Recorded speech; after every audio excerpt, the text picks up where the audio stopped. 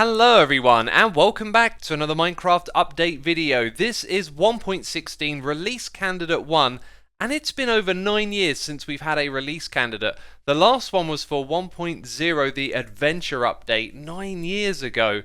But as it says here on the website, out with the old and in with the new. Today we're introducing a new naming convention for Minecraft Java Edition. Previously, the last pre-release was in fact the release candidate, but now we're making that more clear by changing the name to be release candidate. This means that if there are no major issues following this release, no further changes will be done before the full release. And if you haven't heard the news, this article was posted to Minecraft.net recently. The Nether update has a date, and that date is June the 23rd. And the good news is, this is for all platforms. Whatever platform you're playing Minecraft on, the update is going to roll out for everything on the same day, which is the 23rd. That's a Tuesday, just a couple of days away now. Now, there may only be 4 bugs, and I'm going to tell you about each of these, but in this video, I'm also going to show you how to reset your Nether and get prepared for an update to 1.16. And there's also a bunch of splash text that have been changed, and we're going to go through all of those as well. But first of all, I'd like to share with you an observation I made just the other day by accident. I don't know when in 1.16 this happened, but here is the same resource pack enabled to change the background on the main menu. And can you see the difference here? The color, the saturation, there's like a foggy effect here in 1.15, and that's totally changed for 1.16. I thought I'd point that out to you. So the first bug is just related to terrain generation. You know, this can be a little bit funky in Minecraft, and some things have been smoothed out related to floating lava and to nylium in Crimson Forests. And since Minecraft 1.14, there's actually been an issue with the stone cutter where crafting up a stack of items could cause your game to crash, which nobody wants. That one's been fixed. Another game crashing bug that's been around since 1.15, having lots of turtles and then lots of mobs going and standing on top of them could crash your game. And when I say lots, I really mean a ridiculous amount, but this bug has also been patched. And the fourth issue is related to not being able to open a world played in a previous snapshot, that one being 20W18A. So now in release candidate 1, you should be able to open worlds from this update.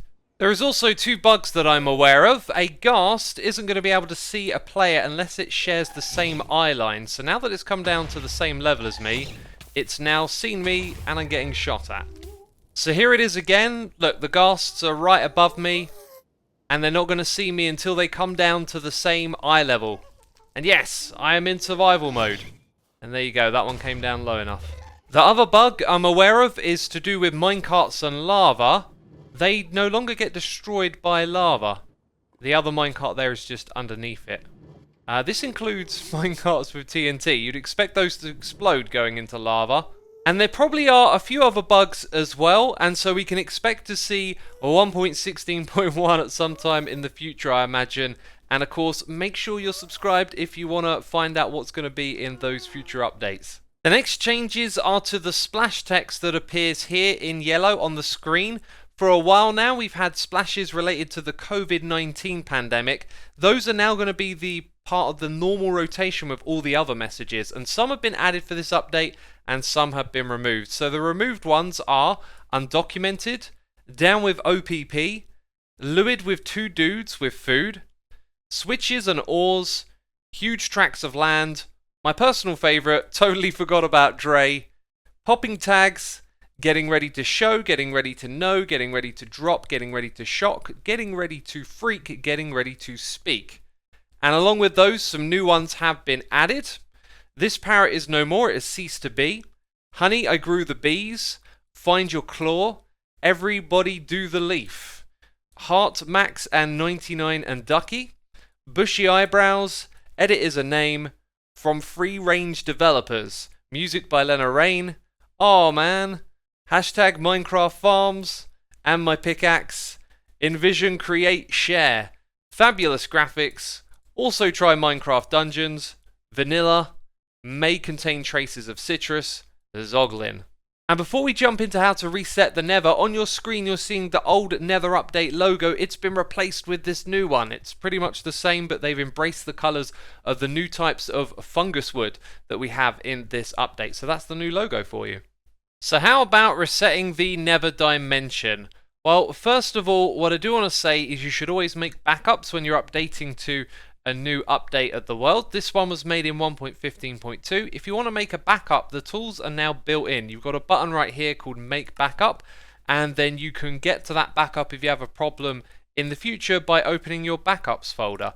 Now we're going to quickly jump into this world just so I can show you that we have an old nether that's been created here, and what you should do if you want to reset your nether is actually leave it. Don't leave your player in the nether, because when you log back in you might be inside of some newly generated blocks. So first thing is to make sure you and all the other players that play on that world are out of the nether. Now what we need to do is navigate to the world folder, which we can open here. And there are two folders that we need to get the right one, dim1 and dim-1. Dim1 is the end dimension, dim-1 is the nether. So obviously you can delete this to reset it. I'd also recommend maybe making a backup if you've got a zipping program to put it into an archive, or you could copy it and put it somewhere else, but essentially all you got to do is delete this folder. So now when we're back in the world and we go through to the nether, it's going to have to generate some fresh terrain again. And you might notice that the terrain looks the same as it did before. That's because of the way the new biomes have been added. So if we go and explore for a second, we'll find them before long. And here it is. I found a crimson forest. So that's how you reset your nether. And one thing to consider, you might want to go into the nether and actually take out items or things of value that you've got in there. So consider that before you delete your nether and reset. And so my friends, this release candidate was released on a Thursday. I'm recording this on a Friday evening. There is no second release candidate, and if we get a second one it might be on the Monday, but I think that's very unlikely. It looks like this is it. The 1.16 update is here, and as you know it's coming out on Tuesday.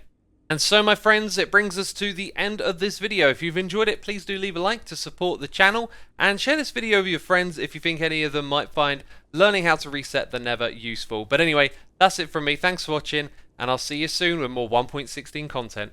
Bye bye.